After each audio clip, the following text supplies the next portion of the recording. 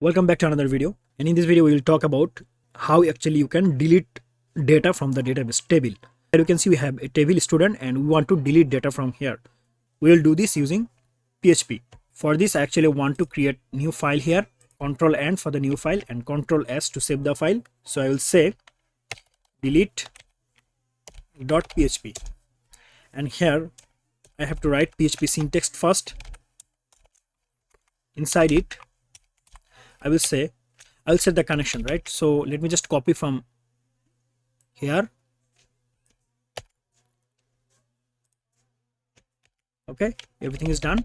Now actually I want to set the query. So our query is SQL, standard query language, and the query for the deletion is delete student, our table name where ID is unique, right?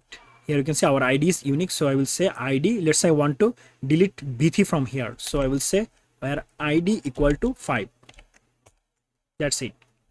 Now let's execute the query. So I will set a variable that is result for this query execution. So I will say here mysql query method, and inside the method we will pass two parameters, one for the connection and another one is for the query SQL. And here we'll say if our result is executed, we'll say, so I have to put here a $sign. If our result is executed, then we will enter this clause and we'll say redirect to the fetch.php. So I will say here location fetch data.php. So fetch data basically fetch all the information from the database. So now our everything is done here, right? So let's go to the browser and we will go to the project first.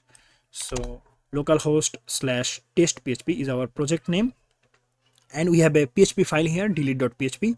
So actually I set that I actually want to delete the student. The student ID is 5. So go here and check.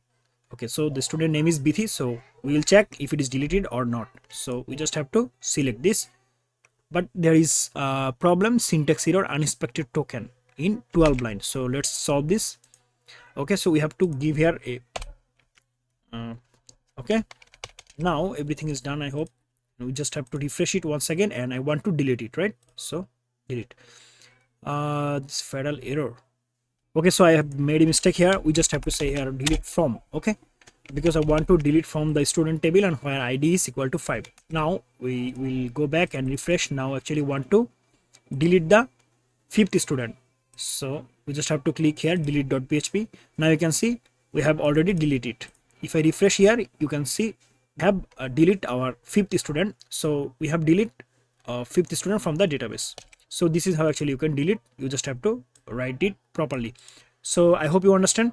So thanks for watching this video. See you in the next video. Till then, goodbye.